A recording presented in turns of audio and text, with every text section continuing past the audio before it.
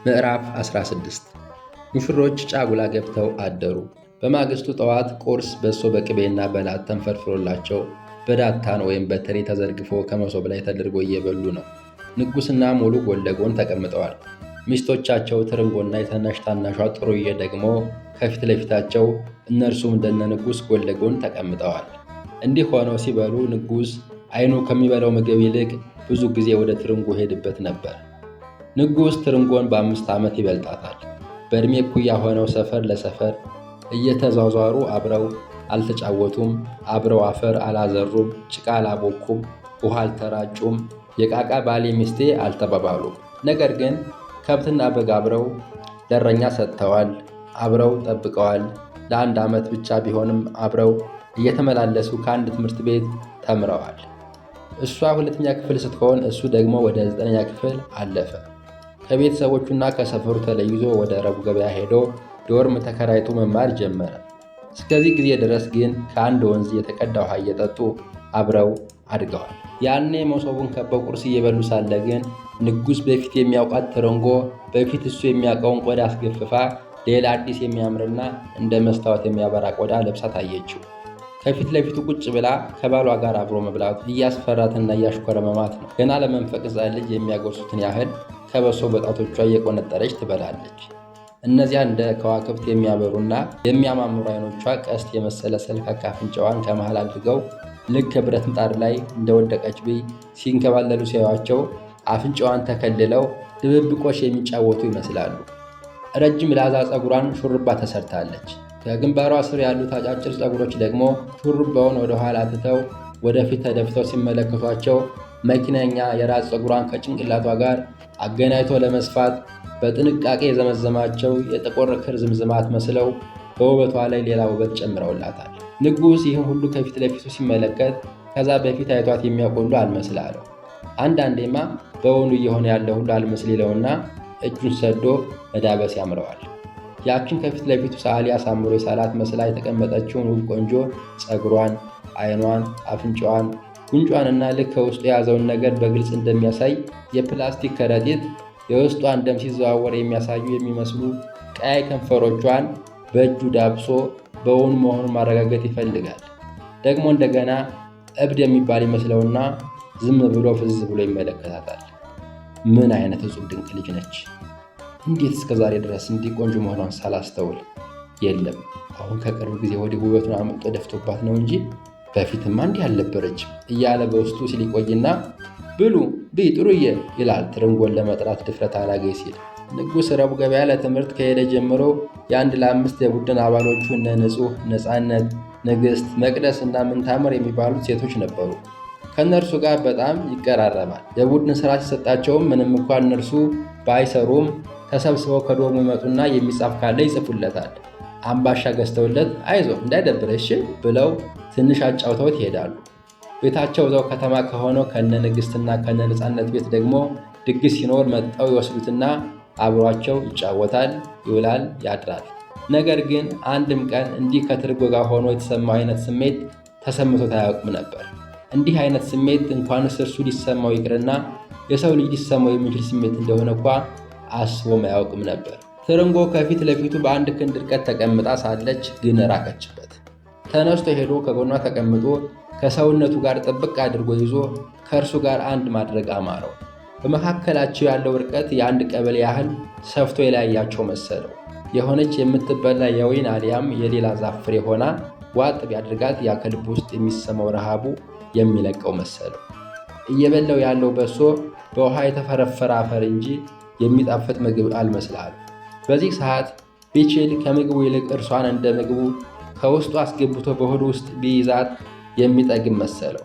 በጣም የተራበ ሰው የሚወደው ምግብ ቀርቦለት ምግቡን መብላት እስኪጀምር ድረስ በመጎምጀት አፉ በውሃ እንደሚሞላ ሁሉ ንጉሥም ፊት ለፊቱ በተቀመጠችው ትርንጎ አፉ ውሃ ይሞላበት ጀመር። ልቡ ድው ድው እያለ ሲመታ ለሌላ ሰው አልፎ የሚሰማ ሁሉ መሰለው።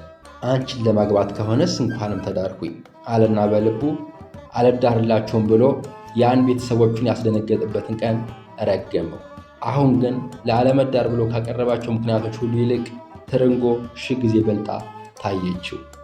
አልዳርም እጠፋለሁ እያለ ሲያስብ የነበረው እርሷን ለሌላ ሰው አሳልፎ ለመስጠት ፈቃደኛ ሆኖ መሆኑን ሲያስበው አልሆነም እንጂ የሆነ ቢሆን ኖሮ ግን እንዴት ዕድሜ ዘላለሜን ሲጸጽተኝ ኖር የነበረውን ነገር ላደርግ ኖሯል ይልና እንዲህ በሚያስብበት ጊዜ ራሱ በህልሙ እንጂ እርሷ አጠገቡ የሌለችና ከሌላ ሰው ጋር የሆነች ይመስለዋል። ዳብሰህ እውን መሆኑን አረጋገጥ የሚል ስሜት ይመጣበታል። እንደገና ፍርሃት ያሸንፈውና በእውኑ ለመሆኑ ግን ሌላ ማረጋገጫ መንገድ ፈልጎ ብሎ ጉሮሮን ያጸዳና ብሉ የበላችሁ ጥሩዬ ይላል። እሺ ትላለች ጥሩዬ እውነት ንጉሥ እንዲበሉ ፈልጎ ይመስላትና። ንጉሥም ይህን ድምፅ ሲሰማ ከፊት ለፊቱ የተቀመጠችው የጥሩዬ እህት ትርንጎ እውን እንደሆነች ያረጋግጣል። ትርንጎ ንጉሥን ከሰርጉ በፊት ታውቀዋለች እንጂ አሁን አብሯት ያለው ንጉሥ ልክ እንደርሷ ከድሮ የተለየ ውብ ይሁን ወይም ይክፋበት ግን አታውቅም። አይኖቿ ፊት ለፊት እስከ መሶቡ ድረስ ከሄዱ በኋላ ከዚያ አያልፉም። አቀርቅረው እንደሄዱ አቀርቅረው ይመለሳሉ። አንዳንዴ ንጉሥ ብሉ ሲል ትርንጎ ወደ ጥሩዬ ትንሽ ዞር ትልና ድምጿን ቀንሳ ብይ ትላለች። የንጉሥ ወንድም ሙሉና ሚስቱ ጥሩዬ ግን የሚበላ ቀርቦ ሌላ የሚያስቡበት ነገር የላቸው። ምግብ ሲቀርብላቸው ሌላ ሳያስቡ እስኪጠግቡ ድረስ ይበላሉ። ሲጠግቡ ደግሞ የበላንበት እጃችንን እንኳን እንድታጠብ ሳይሉ ወደ ጨዋታቸው ወጥተው ይሮጣሉ። ጥሩዬ ለሙሉ አሁንም ቢሆን እንደ በፊቱ ልክ እንደ ቃቃ ሚስቱ ናት። እርሷም ሙሉም በአንድ ዓመት ትብለጠው እንጂ ብዙም ከእርሱ የተለየ ሐሳብ አታስብም። አብረው ይጫወታሉ፣ ትግል ይገጥማሉ፣ ይጣላሉ፣ ይታረቃሉ። እነሱም አፈርና መሽኮርመን በሌለበት የነፃነት ዓለም ውስጥ ናቸው። እንደ ንጉሥና ትርንጎ ያለውን ስሜት ወደፊት ያኔ ሲደርሱበት ያዩታል እንጂ አሁን ግን አያውቁትም። የንጉሥ ልብ ሴት ስትቀርበው ትልቅ ከሆነች እንደ እናቱ እንደ ወርቂቱ፣ ልጅ ከሆነች ደግሞ እንደ እህቱ እንደ ወይኒቱ እያስመሰለች ትቀበልለት ነበር። ትርንጎን ግን ሌላ ሰው፣ ሌላ ሴት፣ ከእናትም ከእህትም ከሌላም ሴት የተለየች እናት ሳትሆን ልክ እንደ እናት የምትናፈቅ፣ እህት ሳትሆን ከእህት በላይ የምትወደድ፣ ባዳ ስትሆን ከዘመዶች ሁሉ የቀረበች የራሱ አካል እስክትመስለው ድረስ የሚወዳት አድርጋ ተቀበለቻት። እርሱ አልታወቀውም እንጂ ልቡ ግን እስከዚያ ጊዜ ድረስ ዝግ የነበረ ማህደሯን ከፍታ ትርንጎን በፍቅር ሸማ ሸፍን አስገብታ ዘጋችባት። ትርንጎ ከንጉሥ ልብ ውስጥ ለአንዴና ለመጨረሻ ጊዜ ላትወጣ ገባች። በቃ ወንድ ልጅ ተበላ ማለት ይህኔ ነው። ንጉሥ ሁሉ ነገሩ ከትርንጎ በታች ሆኖበታል። ከእርሷ የሚበልጥበት ምንም ነገር የለም። ለማትሪክ ፈተና ለመዘጋጀት ከረቡዕ ገበያ ድረስ ተሸክሞ ይዞት የሄደውን መጽሐፍ ሁሉ የት እንደጣለ ሁሉ ረስቶታል። ንጉሥ ከዚያ በኋላ ያችን ፊት ለፊቱ እየተቁለጨለጨች ሲያያት አስጎምጅታ ዋጡኝ ዋጡኝ የምትለውን እምቡጥ ፍሬ አፍርታ ለመብላት የማይወጣው ዳገት የማይወርደው ቁልቁለት አይኖርም። ንጉሥ አልዳርም ቢል የሚሰማው አጣና ተዳረ። ከዚህ በኋላ ግን የነብርን ጅራት አይዙም ከያዙም አይለቁም እንደሚባለው ትርንጎን ከእርሱ ሊለያት የሚመጣ አካል ቢኖር በዓይኑ የመጣ ጠላቱ ማለት ነው። ምላሻቸው ደርሶ ወደ እነ ትርንጎ ቤት እስኪመለሱ ድረስ የነበረችው አንድ ሳምንት ለንጉሥ ግን የግማሽ ቀን ያህል አጠረችበት። ከቀን ወደ ቀን በተሸጋገሩ ቁጥር የእርሱ ፍርሃት ትንሽ በትንሽ እየቀነሰ ሄደ። ትርንጎን በተወሰነ መጠን መሽኮርመሟን ቀንሳ እየተላመደችው መጣች። ንጉሥ በልቡ ይዳብሳቸው ይመኛቸው የነበሩትን የትርንጎን አካሎች ፀጉሯን፣ አፍንጫዋን፣ ጉንጯን፣ ከንፈሯን መንካትና መዳበስ ቻለ። ትርንጎ አብዛኛውን ጊዜ አትስቅም እንጂ ትንሽ ፈገግ ስትል ግን ግልጥ ብለው መልሰው የሚከደኑ ጥርሶቿ የንጉሥን ሀጫ በረዶ የመሰሉ ጥርሶች ያስንቃሉ። ንጉሥ ከመጋባታቸው በፊት የትርንጎን መልኳን እንጂ ጥርሷን ጨራሽ አይቶት አያውቅም ነበር። ትርንጎ ብርቅዬ ፈገግታዋን ስታሳየው ንጉሥ የመብረቅ ብልጭታ ያየ ያህል ልቡ ይሸበርበት ነበር። ነገር ግን በደስታ ውስጥ ያለ መሸበር ፈጣሪ ምድራዊ ደስታን መጥኖ በልካችን ስለሰጠን እንጂ በገነት ለነፍስ የሚሰጠውን ደስታ በምድር በስጋ እየኖርን የሚሰጠን ቢሆን ኖሮ ያ ደስታ ነፍሳችንን ከስጋችን የሚለይ ይሆን ነበር። የትርንጎ ፈገግታ ግን ለንጉሥ ከምድራዊ ደስታ ሁሉ የመጨረሻ ከፍተኛው ደስታ ሆኖ ለዚያ ሰማያዊ ደስታ ደግሞ የተቃረበ ነበር የሆነበት። በቃ በእርሷ ፍቅር ምክንያት የሚሰማው ደስታ ነፍሱን ከስጋው ሊለያት ምንም አልቀረውም ነበር። ሌሊት አብራው ተኝታ በጨለማ የሚዳብሳቸው አካሎቿን ነግቶ በብርሃን እስኪያቸው ድረስ ይጓጓል። ነግቶ ቀን በብርሃን ውበቷን ሲያይ ደግሞ ፍቅሩ አልወጣለት ብሎ መሽቶ ያን የሚያምር ገላዋን በነፃነት እስኪዳብሰው ድረስ ይቸኩላል። ቀን በሄደችበት ይሄዳል። ባወራችው ሁሉ ይስማማል። ሰው ፈልጋ በተጣራች ቁጥር እርሱ አቤት ይላታል። ስትበላ ይበላል። ስትጠግብ ደግሞ የጠገበች አልመስለው ይልና እንድትበላ ይለምናታል። እርሷም ለእርሱ ደስ ይበል ብላ አንድ ወይም ሁለት የጎርሳ በቃኝ ስትል ከዛ እርሱም ይበቀዋል። እንዲህና እንዲያ እያሉ የምላሹ ቀን እንደ ቆርበት ተጠቅልሎ ቶሎ ደረሰበት።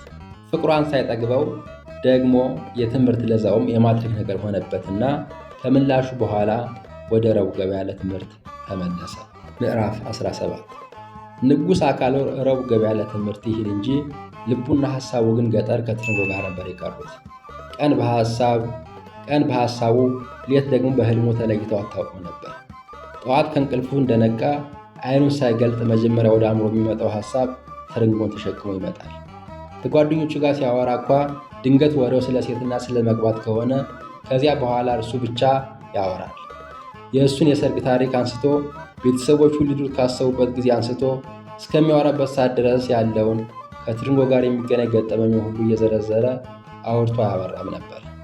ቀን እንዲህ ሲያወራ ውሎ ማታ ለመተኛት አልጋው ላይ ጋደም እንዳለም የምትመጣበት ትርንጎ ነበረች። በቃ ትርንጎ ማለት ለንጉሥ ጠዋት ከሚተው ተነስቶ ሸራው ላይ ከማለቱ በፊት የጸሎቱ ማስጀመሪያ ናት። ማታ ደግሞ ጋደም ብሎ በሰላም አሳድሬ ካለ በኋላ የጸሎት ማሳረጊያው ነበረች። ከተዳረ ከሁለት ወር በኋላ የነበረውን የማትሪክ ፈተና በትርንጎ ትኩስ ፍቅርና ናፍቆት ታጅቦ ተፈተነ። ንጉሥ ትርንጎን እንዳሻው እንዳያገኛት ልጓም ሆኖ ሸብቦ ይዞት የነበረውን ነገር ተገላገለ።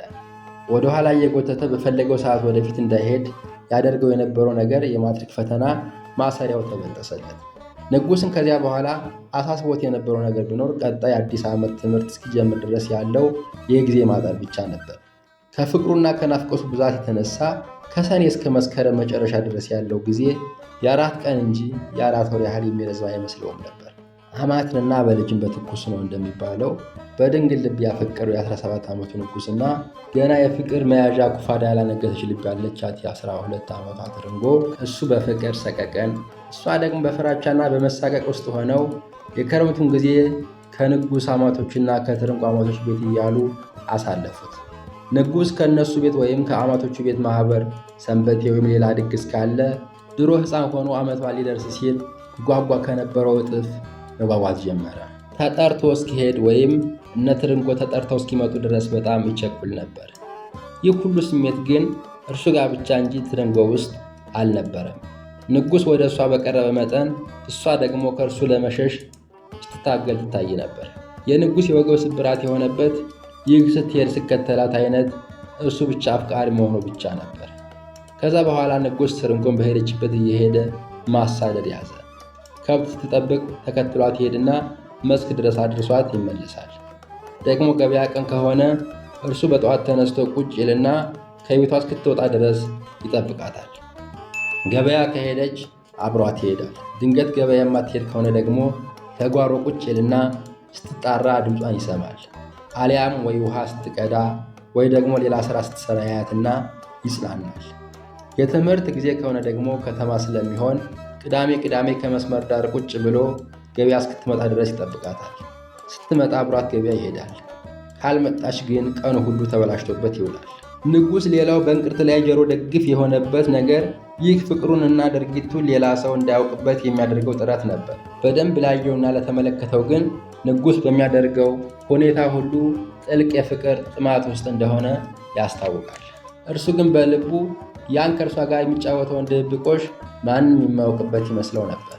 እውነትም ግን በሰላም ይኖር የነበረውን ልጅ ሳይፈልግ ድረው ከዚያ መውጫ ከሌለው የፍቅር ሐይቅ ውስጥ የከተቱት ወላጆቹ እንኳ የንጉሥ ስሜት አይረዱትም ነበር።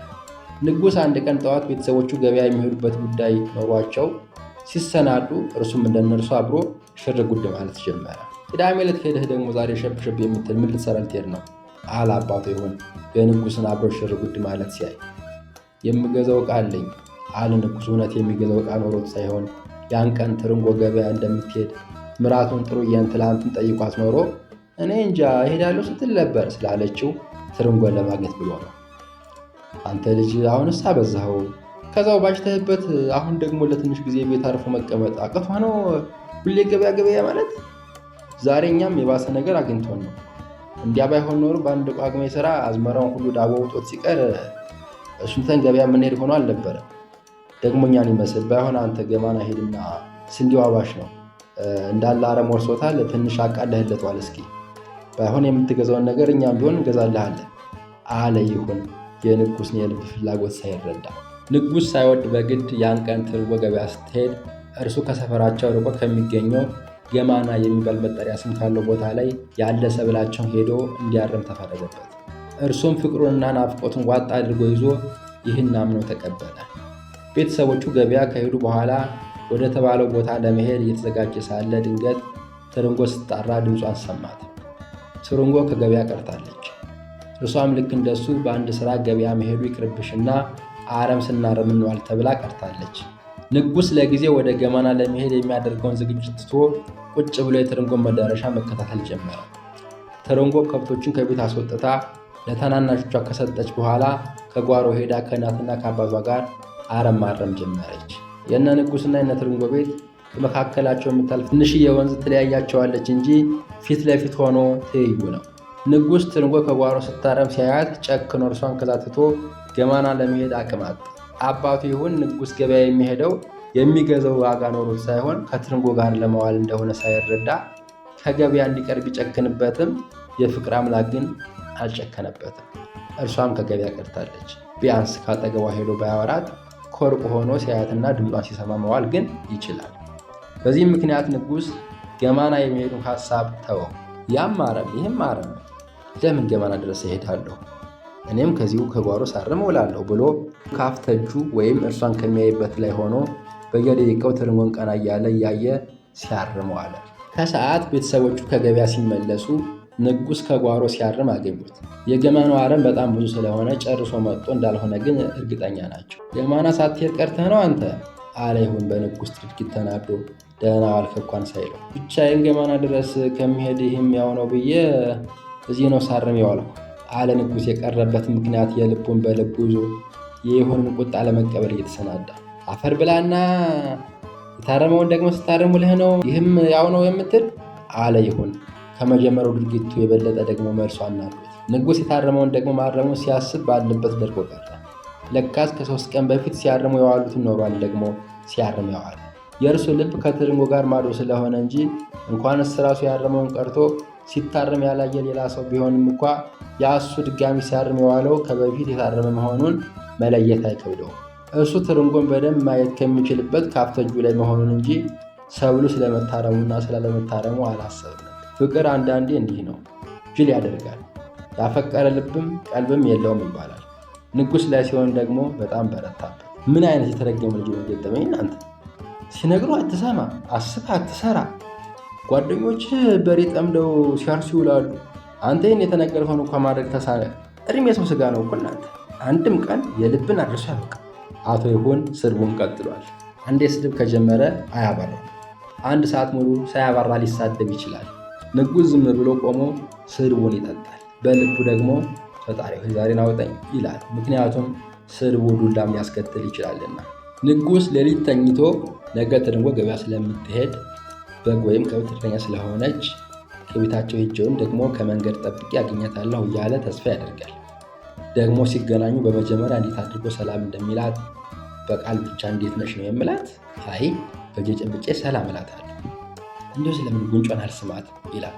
ከዛ በኋላ ደግሞ እንደገና ምን ብሎ እንደሚያዋራት ተቀምጠን ትንሽ እናወራ ሲላት እሷም ቸርነቷን ጨምራ ቁጭ ብለው ከጎኑ ሽጉጥ አድርጎ ይዟት የልባቸውን ሲያወሩ ከ5 ወይም ከ6 ዓመት በኋላ አብረው በአንድ ቤት ውስጥ የሚኖሩትን ስለሚወሏቸው ልጆች ሲያወጉ እንደገና ያ የሚያደርጉት ሁሉ የልቡን ፍቅር ለመግለጽ ስለሚመስለው አንገቷን እቅፍ አድርጎ ወደ እርሱ አስጠግቶ ጭምቅ አድርጎ ሲይዛት ከኒያ ከሚያሳሱ ከለስላሳ ጉንጮቿ መካከል በእርሱ በኩል ያለ ጉንጯን ሳም ሲያደርጋት ከደረቱ አስጠግቶ ይዞ እርሷን ባላቀፈበት እጁ ደግሞ በጣቶቹ የሐር ነዶ የመሰለ ፀጉሯን ሲደባብሳት አይኖቻቸውን በሱ ክድን አድርገው በፍቅር የቀለጠች ልባቸው በምትረጨው ደም ገላው ግሎ ሰውነቷን ሲያሞቀው እንደገና ደግሞ የእርሷ ገላ የበለጠ ግሎ የእርሱን ሰውነት የበለጠ ሲያግለው የእርሱ ደም እሱን አልፎ ወደ እሷ ሲፈስ እንዲሁም የእሷ ደም እሱን አልፎ ወደ እሱ የሚፈስ እስኪመስላቸው ድረስ የሁለታቸው ሰውነት አንድ አይነት ስሜትና ንዝረት ውስጥ ሲሆን አይኖቻቸው እንደተከደኑ ከንፈሩ ወደ ከንፈሯ እየተጠጋጉ ሄደው በመጨረሻ ከመካከል ላይ ሲገናኙ የማያውቁት የፍቅር ሲቃ ነፍሳቸውን ሲያስታቸው እንደገና የበለጠ ወደ እርሱ ጥብቅ አድርጎ ሲይዛት እርሷም ሁለት እጆቿን በጎንና በጎኑ ግራና ቀኝ ሰዳ ወደ እርሱ ጥብቅ አድርጋ ስትይዘው ከአንደበታቸው ምንም ቃል ሳይወጣ ልቡና ልቧ ስለ ፍቅራቸው ሲያወጉ የተራበችና የጠወለገች ልባቸው በመውደድ ሲሳይ ጠግባ በፍቅር ውሃ ለምልማ ልክ እንደ ጽጌረዳ አበባ ስትፈካ ይታየዋል። ንጉሥ ይህን ሐሳቡን ሁሉ አሸንፎ የሚመጣ እንቅልፍ ያጣና በተጋደመበት አንዴ በቀኝ አንዴ ደግሞ በግራ ጎኑ እየተገላበጠ አይኑ ሳይከደን ሲምሰለስል ያድር ነበር። ነገር ግን እንዳለመታደል ሆኖ ንጉሥ ትርንጎን ለማግኘት ከሚያደርጋቸው ጥረቶችና ከሚዘይዳቸው ዘዴዎች መካከል እንዳቀደው ሆኖ የሚሳካለት ከ10 አንዱ ብቻ ነበር። ገበያ ስትሄድ ሲያገኛት ከሰው ጋር ትሆንበታለች። እንዳሰበው ያሻውንና የልቡን ሳያወራት ይቀራል። ከመንገድ እየጠበቃት ከሆነ ደግሞ ቀድማ አይተው ኖሮ አሊያም አጋጣሚ ሆኖ መንገድ ቀይራ ታልፈዋለች። አንዳንዴ ደግሞ ጠማማ የሆነ እድሉ ድንገት ሳያሰናክለው ቀርቶ እንደምንም ተሳክቶለት ያገኛት እንደሆነ በጣም ትፈራውና ምንም ሳታናገረው ጥላው ትሄዳለች። እርሱም ምንም እንኳ እንዳሰበው ባለመሆኑ ቢያዝንም ነገር ግን እንዲሁ ባይኑ ያያትን እንደ ጥሩ ነገር ይቆጥረዋል። ንጉሥና ትርንጎ በእንዲህ አይነት የድብብቆሽ ጨዋታ ድፍን 2 ዓመታትን አሳለፉ። ምዕራፍ 18 ንጉሥ የፈተና ሰሞን ሆኖ ሰንብቶ ገጠር ሳይሄድ ስለቀረ ትርንጎን ሳያት 2 ሳምንት ሞልቶት ነበር። ናፍቆት እየጨመረበት በአይን ባይኑ ሄዳለች። ፈተና የጨረሰ ዕለት ማታ ነገ ገበያ ስለምትመጣ ጠብቄ ማግኘት አለብኝ ብሎ ወሰነ። ብዙም ሰው የማይበዛበት ሰወር ያለ ሻይ ቤት ፈልጎ ከዛ ይዘዋት ገብቶ የናፍቆቱን እንድታቀለት እያሰበ ያን ከሰው እይታ ዞር ያለ ሻይ ቤት የት ሊያገኝ እንደሚችል ከዛ ቤቱን አግኝተው ገብተው ምን እንደሚጋብዛት ምን እንደሚያወራት ሌላም ሊያደርጉ የሚችሉትን ሁሉ እያሰበ እንደ ልማዱ እንቅልፍ ባይኑ ሳይዞር አደረ። ትርንጎ ቅዳሜ ገበያ ስለምታዘወትር በዚህ ቀን እርሷን ያጠመደ አያጣትም። ንጉሥም በዚህ እርግጠኛ ነበር። ስለ ውሏቸው እያሰበ ስላደረ ሌሊት ላይ እምቢ ብሎት የነበረው እንቅልፍ ሊነጋጋ ሲል ጥሎት ተኝቶ አረፈደ። ድንገት ከውጭ የሰው ድምፅ ሲሰማ ከእንቅልፉ ነቃ። እየተጭለመለመ ከተኛበት ተነስቶ ሰዓቱን ሲያይ 2 ሰዓት ሞልቷል። ቤተ ክርስቲያን ደርሶ ለመሳለም እንኳ ጊዜ እንደሌለው ተረዳ። እየተጣደፈ ተነስቶ ፊቱን ለስሙ ታጠበና ትርንጎ በጠዋት መጣ እንዳታልፈው ከዶርሙ ወጥቶ ከመንገድ ይጠብቃት ሄደ። ከምትመጣበት መንገድ ዳር ካለ ባህር ዛፍ ውስጥ ገብቶ የትርንጎን መምጣት ይጠባበቅ ጀመር። ወዲያው ሄዶ እንደተቀመጠ በመንገዱ የሚያልፈው ገበያተኛ ትንሽ ነበር። ከዛ መካከል ትርንጎ መኖር አለመኖሯን በቀላሉ ለመለየት አልተቸገርም ነበር። ትንሽ እየቆየ እየጨመረ የሚሄደውን ገበያተኛ በአይኑ እየቆጠረ 40 ሽንሽን የለበሰች ቅንባ የተሸከመች ቀለመ ቀይ ቆንጆ ሴት ባለፈች ቁጥር እርሷ እየመሰለችው ልቡ ስንጥቅ ይላል። ለግማሽ ሰዓት ያህል ትልቅ ዛፍ ተከልሎ ተቀምጦ ተፈላጊዋን በአይኑ ሲያማትር እንደቆየ መንገዱ በገበያተኛ እየተጨናነቀ መጣ። ገበያተኛው እየበዛ በመጣ ቁጥር እርሷን ከዛ ሁሉ ሰው መካከል በቀላሉ ለመለየት ተቸገረ። አንዳንድ መልከ መልካም ቆነጃጅት ሲያልፉ ደግሞ እርሷን ይመስሉታል። ነገር ግን በደንብ ለማስተዋል ሲሞክር ተደረበው የሚያልፉት ሰዎች ስለሚከልሉት ለመለየት ተቸገረ። አንዳንዶቹ ደግሞ ጭራሽ ከመጠራጠርም አልፎ ልክ እርሷን ይመስሉትና የስ መጣች ብሎ ቦርቆ መንገዱን ለመጀመር ካደፈጠበት ሲነሳ ሌላ ሆኖ ያገኛቸዋል። ቦታ ቀይሮ ገና ከሩቅ ሲመጡ ፊታቸው ማየት የሚችልበት ቦታ ፈልጎ ቀጥ ብሎ መጥቶ ወደ ግራ ከሚታጠፍ መንገድ ጋር ሄዶ ከመታጠፊያው አጠገብ ካለ ቁጥቋጦ ውስጥ ገባ። አሁንም እንደገና ያልመጡትን ገበያተኞች መጠባበቅ ያዘ። ቀይሮ ከተቀመጠበት ቦታ ላይ ሁሉንም ሰው ገና ከወዲያ ጀምረው እርሱ እስካለበት እስኪደርሱ ድረስ ፊታቸውን በደንብ መመልከት ቻለ። ያንም ቢሆን ግን በደንብ ወደ እርሱ እየተጠጉ ሲመጡ በግልጽ ይታወቁታል እንጂ ገና ከሩቅ ግን ብዙዎች እርሷን መስለው ይታዩት ነበር። መዶሻ የያዘ የሚታየው ሁሉ ምስማር ይመስለዋል እንደሚባለው ንጉሥም የመንገደኞቹ ሩብ የሚሆኑት ወጣት ሴቶች ሁሉ እርሷን መስለው ይታዩታል። አንዴ ፊቱ ሲፈታ እንደገና መልሶ ሲቋጠር የመጣች ስትመስለው ልቡ በደስታ ስትጨፍር እንደገና ደግሞ ሌላ ስትሆንበት ልቡ መልሳ ኩምሽሽ ስትል እንዲህ የሆነ ለ1 ሰዓት ያህል ሲጠብቃት ቆየ። በመጨረሻ 4 ሰዓት ሲሆን ገበያተኛው መምጣት አቆመ። እርሱም ትርንጎ ከዚያ ሰዓት በኋላ ልትመጣ እንደማትችል ገምቶ ከተደበቀበት ቁጥቋጦ ውስጥ ወጥቶ ወደ ዋናው መንገድ ገብቶ ወደ ዶርሙ ለመመለስ ጉዞ ጀመረ። ወዲያው ከሩቅ ትርንጎ አብዛኛውን ጊዜ ገበያ ስትመጣ የምትለብሰውን ጠቆር ያለ ባለ አበባ ጉርድ ቀሚሷን በሐምራዊ ጃኬቷ ለብሳ ከላይ ደግሞ ጎንደር የሚባለውን ግራና ቀኝ ወፍ ላይ ያለውን የክር ፎጣዋን ደርባ ቅንባ ተሸክማ አምራና ተውባ ብቻዋን ስትመጣ አያት። ትርንጎ እርሱ በጉጉት እንደሚጠብቃት አውቃ ያሻውን ነገር በነፃነት እንዲያወራት አስባ ብቻውን የመጣችለት መሰሉ። ንጉሥ በደስታ ሲዘል እግሩ ሊሰበር ምንም አልቀረውም ነበር። እስከዚያ ድረስ እሷን ሲመስሉት የነበሩት ቆነጃጅት ሁሉ አሁን ሲያስበው ግን በጣም ተሳስቶ ኖሮ እንጂ ከትርንጎ ከምኗም ደርሰውና በቁንጅናዋ መስለዋት እርሷን ሊስተካከሉ እንደማይችሉ ተረዳ። እሷ ቀስ ብላ ስለምትሄድ ከኋሏ ደርሶባት እንጂ ሲጠብቃት የቆየ መሆኑን እንዳታውቅበት አሰበና ተደብቆ አሳልፎ ከኋላ ሊደርስባት ወሰነ። ሳታየው ቶሎ ብሎ ተመልሶ ወደ ቁጥቋጦ ውስጥ ሮጦ ገባ። ድንገት እንዳታየው ሰግቶ በፊት ከነበረበት ስፍራ በጣም ርቆ ሄዶ ተቀመጠ። አፍቅሮ ያፈቀሩትን ሰው በፈለጉት ሰዓት አለማግኘት ከሐዘን በላይ የሆነ ሐዘን፣ የሚወዱትንና የሚያፈቅሩትን ሰው ደግሞ ድንገት ባላሰቡት ሰዓት ማግኘት ከደስታ ሁሉ በላይ የሆነ ደስታ ነው። ንጉሥ እስከዚያ ሰዓት ድረስ ጠብቋት ሳትመጣ በመቅረቷ በጣም አዝኖና ተክዞ ነበር። አሁን ግን ድንገት ተስፋ በቆረጠበት ሰዓት መጥታ ሐዘኑን በደስታ ለውጣ የልቡን ስብራት በሐሴት ጠገነችለት። ንጉሥ ጠቁሮና ተቋጥሮ የነበረ ፊቱ እንደ ጠዋት ጮራ ፈካ።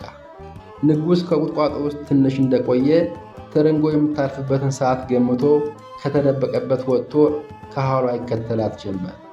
የጠዋቷን ፀሐይ እያንጸባረቁ ወደ አይኑ የሚልኩትን ከላይ በጣም ወፈር ብለው ከታች ደግሞ ቀጠን ያሉትን ባቶቿንና ከተሸከመችው ቅንባ በታች የተደበቀ ዳሌዋን እያደነቀ በልቡ እንኳንም የኔ ነሽ ይላል። ከዛ ትንሽ ፈጠን ብሎ ተራምዶ ካጠገቧ ደረሰና ደግሞ ዛሬስ ብቻሽን ምነው ትርንጎ፣ ለዛውም ከረፈደ አላት። ያቺ እንደ ዕለተ ምጽአት ቀን መምጣቷን በተስፋ የጠበቃት ብትዘገይም ግን የመጣችለት ውበቷ እስከዚያ ድረስ ሲያያቸው የነበሩትን ቆነጃጅት ውበት ሁሉ ከውበት በታች ያደረገችበት ቆንጆ ድንገት ከጎኗ በሰማችው ድምፅ ድንግጥ ብላ ማንነቱን ለማወቅ ድምፁን ወደ ሰማችበት ጎኗ ዞር አለች። ሁለታቸውም አይን ላይን ተገጣጠሙ። ልክ ከሌላ ፕላኔት እንደመጣች እንጂ እንደ ሌሎች ሴቶች ከምድር አፈር የተገኘች ያልመሰለችው ውበቷም ከሰማይ መልአክ ጋር ካልሆነ በስተቀር ከምድራዊ ሰው ጋር ሊወዳደር የማይችል መስላ የታየችው ያቺ ቆንጆ አሁን አይኑ ከአይኗ ጋር ሲገጥም በእርግጥም እንዳሰበው መልአክ ሆና አገኛት። ነገር ግን ለእርዳታ ሳይሆን ለቁጣ የተላከ መልአክ። እይታዋ የሚደበቅበትን ጓዳ የሚገባበትን መግቢያ ቀዳዳ አሳጣው። ምድር ተሰንጥቃ ብትውጠው ሁሉ ወደደ። ያቺ ንጉሥም መጀመሪያ በመቅረቷ ያሳዘነችውና በኋላ ደግሞ ተስፋ ቆርጦ ሳለ ድንገት መጥታ ከደስታ ባህር ውስጥ ያስገባችው ቆንጆ እስከዚያ ጊዜ ድረስ ትርንጎን ሆና ቆይታ አሁን አይኑ ከአይኗ ሲጋጠም ግን ከመቅጽበት ወደ ሌላ ሴት ተቀየረች። ልክ ዞር ስትል ቀሳፊ መልአክ መስላ ያሸበረችው ቆንጆ ምንም መልስ ሳትመልስለት መንገዷን ቀጠለች። የሆነ ሴት የሚያስፈራ የአይነ ጥላ መንፈስ የተጠናወተው የሚመስለው ንጉሥ ደግሞ ዛሬስ ብቻሽን ምነው ትርንጎ፣ ለዛውም ከረፈደ ብሎ የማያውቃትን ሴት ማዋራቱ ትልቅ ስህተትና ውርደት እንደሆነ ተሰማው። ምን አለበት ያወራውበት መላሴ በተቆረጠ አለ በልቡ። ሌላ ነገር ላዋራት ሳይል ጆሮውን እንደተመታ ሁሉ አንዳች ነገር ከጆሮ ውስጥ የጮኸበት እየመሰለው መንገዱን ቀጠለ። ግን እንዴት ሆ መልኳስ እሺ ይሁን፣ እንዴት ግን ልብሷ እኳ ቁርጥ የትርንጎ ሊመስል ቻለ? ወይ አጋጣሚ! አይ እድሌ ነው ለእኔ መከራ የተፈጠረች ልጅ እያለ አንዴ ገርሞት እየሳቀ እንደገና ደግሞ በጣም እየተናደደ ከሁሉም መጨረሻ ግን ከማያውቃት ልጅ ፊት እንደተዋረደ እያሰበ ከእይታዋ እስኪሰወር ድረስ ቸኩሎ ፍጥነቱን 3 እጥፍ ጨምሮ ልጅቷን ቀድሟት ተፈተለቀ።